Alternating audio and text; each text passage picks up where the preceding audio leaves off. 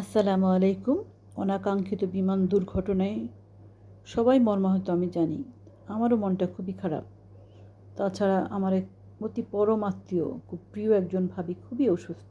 উনি ব্রাহ্মণবাড়িয়া থেকে এসেছেন নিজের মেয়ের বাসায় চিকিৎসা করাতে। ওনার খুব ইচ্ছা আমাদেরকে দেখার জন্য, তাই 2 বোন মিলে চলে গেলাম। ওনার ঠিক রুমের পাশেই অ্যাটাচ একটা বারান্দা, 2 হাত পাশে হবে, লম্বায় 7-8 হাত। কিন্তু যে বারান্দা থেকে উনি প্রচুর অক্সিজেন পেয়ে থাকেন। বারান্দাটায় যেই মনটা আমারও ভালো হয়ে গেল, তাই ভিডিও না করে আর পারলাম না। সন্ধ্যা হয়ে গিয়েছে, ভিডিওটা কেমন হচ্ছে আমি বুঝতে পারছি না। ছোট ছোট অনেক টব, প্রতিটা গাছে ফুল ফুটে রয়েছে, এবং সবচেয়ে অদ্ভুত যে বিষয়টা আমার কাছে অ্যাক্সিডেন্ট লেগেছিল সেটা হলো টবের মধ্যে একটা পান গাছ। আলহামদুলিল্লাহ, ছোট্ট একটা গাছে পান ধরে ভরে আছে। আলহামদুলিল্লাহ আলহামদুলিল্লাহ, আমি ঢাকা শহরে এমন আর দেখিনি, অনেস্টলি বলছি।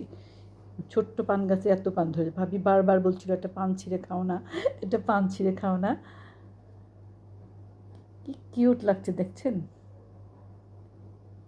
মনটা ভরে গেল পান গাছটা দেখে আমার। আর অন্যান্য গাছগুলি অনেক সতেজ ছিল। আর ছোট ছোট টবগুলি উনি রেডি করে রেখেছেন, গাছ লাগাবেন।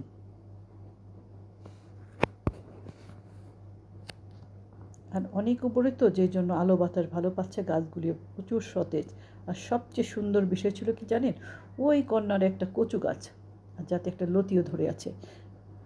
কি দারুণ বিষয়, তাই না? বারান্দা বাগানের সবারই শখ, তবে এই বারান্দাটা দেখে মনটা ভালো হয়ে গেল।